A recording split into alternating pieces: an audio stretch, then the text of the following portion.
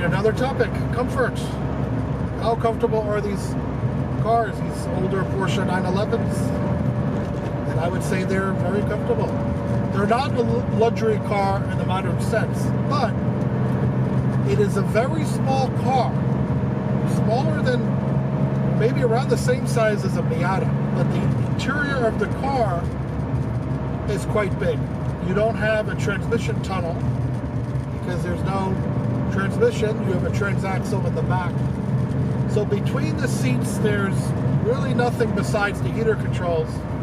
And you're not sitting down in a pit like a car with a real high center sill that's like almost below your shoulder. And that creates a lot of spaciousness in the cabin.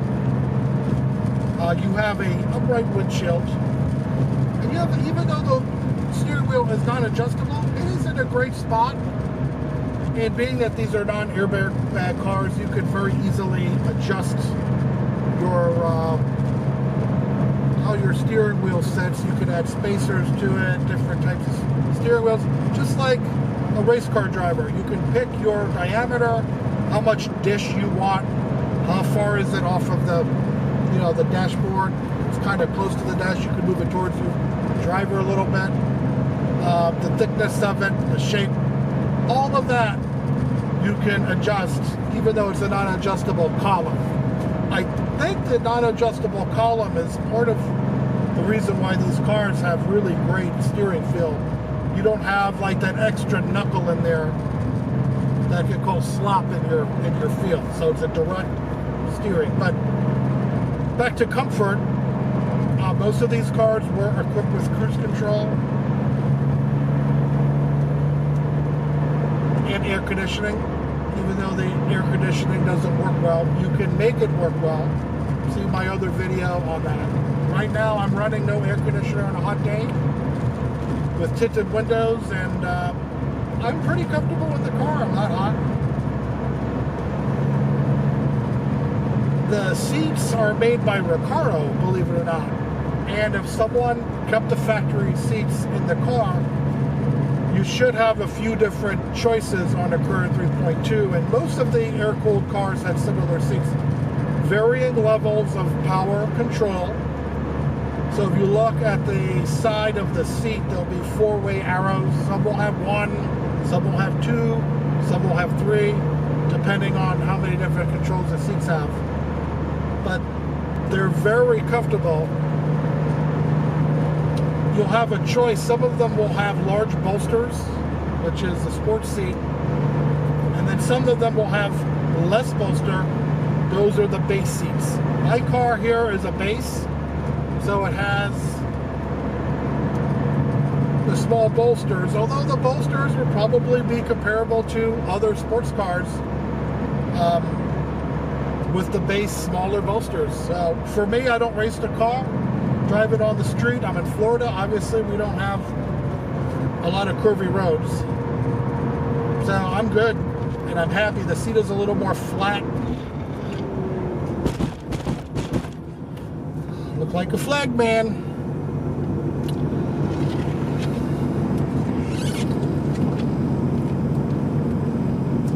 So passenger comfort over there on the other side. Yeah, you got a lot of leg room. You do have, at least on the factory doors, you have armrests on the door. This isn't one of those cars that has super high windows where you're sitting in a bathtub. In the bottom of the window is like at your ear.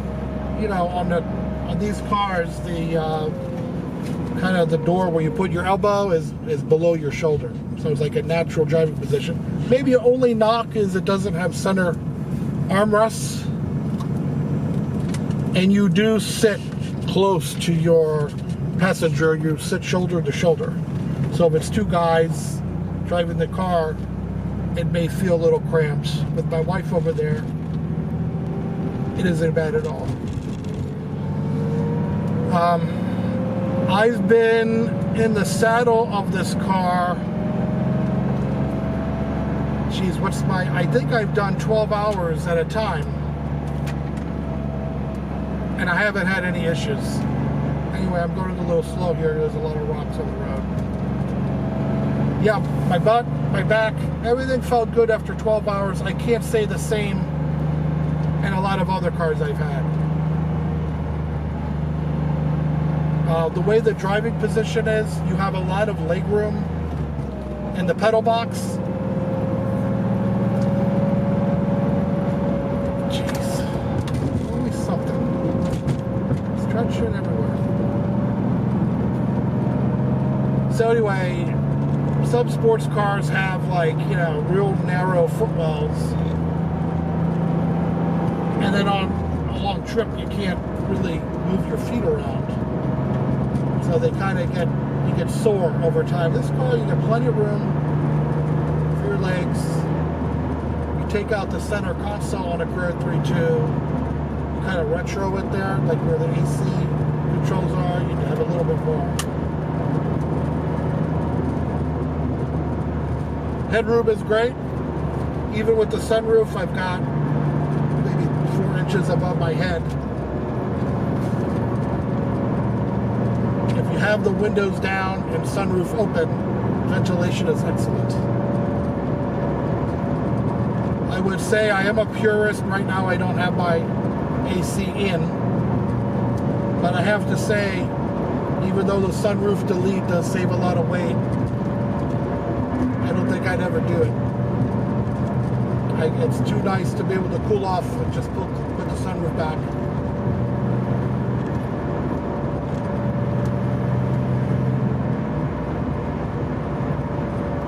Other than that, the black interior does pick up a lot of heat. If you have a black interior, a lot of them are. Mine's black on black on black on black. So everything gets hot on hot on hot and hotter, especially in Florida. So, as I said in my other video, I tinted my windows all around. Otherwise, I probably wouldn't be able to drive the car now. It's April. It's in the high 80s now.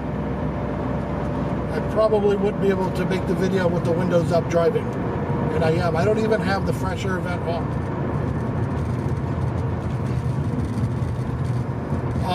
Other parts of comfort. To have a comfortable car would mean you would probably do road trips. And can the car do road trips? Absolutely, it can do road trips. If you have like a Steve Wonk chip and you're touring with the car, you do have to make sure you're in areas where you're hitting the octane of your performance chip. So I'm running a 91 chip. I only run 93, and it's not a given when you're traveling and you're going to be able to find 93. Why is that?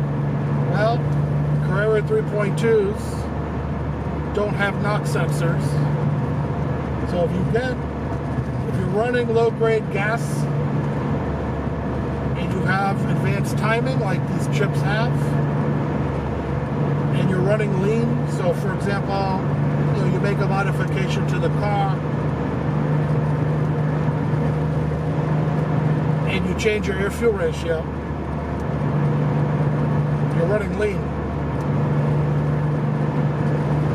And if you're running 87 octane on top of that, it's not good.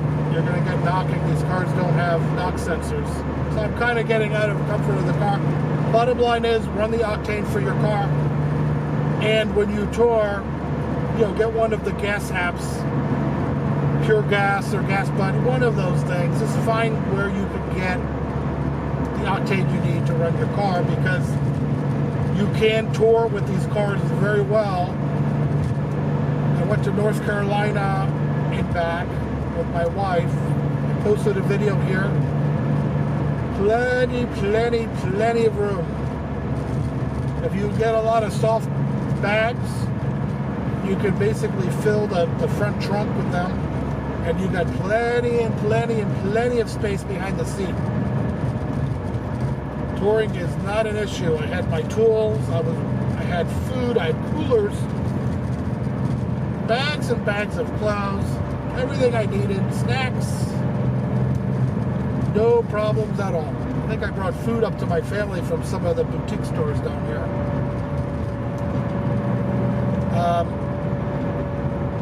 So that equates to comfort equals you're more likely to drive the car. So that's why you see people that drive these cars. You have that comfort factor, and then guys like me and a lot of guys like you are DIYers. We drive our cars because if they break, take them home and fix them. So I'm going to rebuild this as many times as I can. I'm not letting mileage or the fear of an expensive rebuild stop me from driving a car, doing what I love. That being said, it's not the most quiet car. I would say it's tolerable. You get the engine whine, all the great flat six noises. Wind noise is not bad. Compared to a modern car, it would be poor, but it doesn't give you a headache over time, and you can hear your passenger. You also have a couple other little things that modern cars don't have. These cars have drip rails around the windows, so you can crack your window and not get wet. Go figure. I guess aerodynamics kind of, caused car companies to get away from that.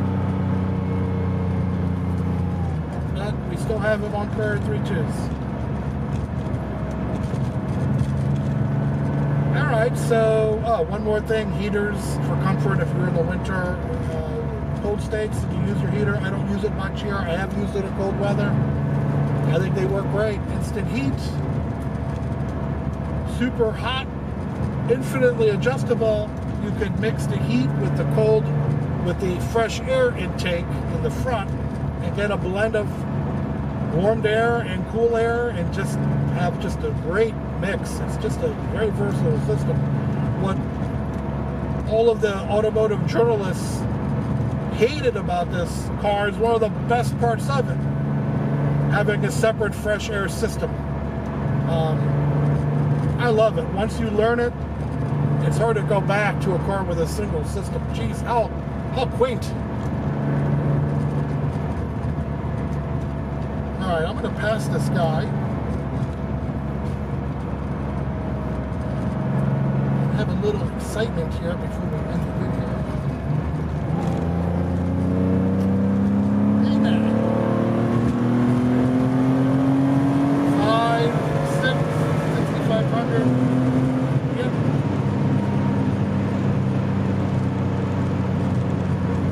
And that, boys, is how it's done.